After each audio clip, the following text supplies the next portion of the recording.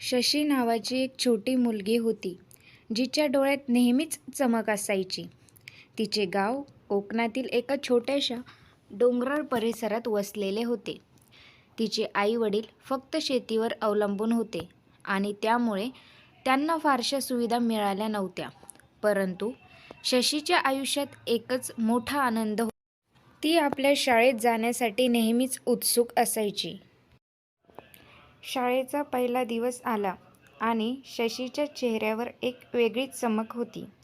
ती तिच्या आईने शिवलेल्या नव्या कपड्यांमध्ये आनंदाने नटली होती. शाळेत जाऊन तिने खूप काही शिकले, नवे मित्र मिळवले. पण तिच्या आयुष्यात एक मोठा धक्का होता. तिच्या वडिलांनी एके दिवशी अचानक तिला सांगितले की तिला शाळा सोडून काम करावे लागेल, कारण त्यांचे उत्पन्न पुरेसे नव्हते. शशीच्या डोळ्यात पाणी आले. तिने तिच्या वडिलांना सांगितले, "बाबा, मी शाळा सोडू इच्छित नाही. मला शिकायचं आहे. मला मोठं व्हायचं आहे." पण तिच्या वडिलांनी तिला समजावलं की परिस्थितीमुळे त्यांना हे निर्णय घ्यावा लागला.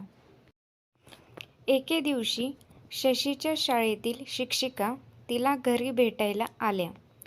त्यांनी तिच्या वडिलांना समजावले की शशीमध्ये खूप क्षमता आहे आणि ती मोठी होऊन आपल्या गावाचे नाव उज्ज्वल करेल. त्यांनी शशीच्या शिक्षणाचा खर्च उचलण्याचे वचन दिले.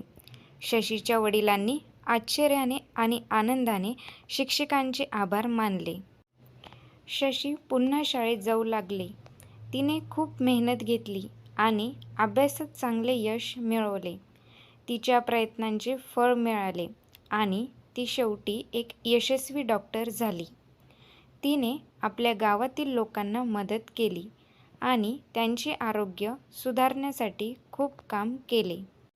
शशीची गोष्ट एक प्रेरणादायी आहे. तिच्या संघर्ष आणि धैर्यामुळे ती यशस्वी झाली. तिच्या कष्टाने आणि तिच्या शिक्षकांच्या सहकार्यामुळे तिचे स्वप्न पूर्ण झाले आणि ती आपल्या गावासाठी एक आदर्श ठरली.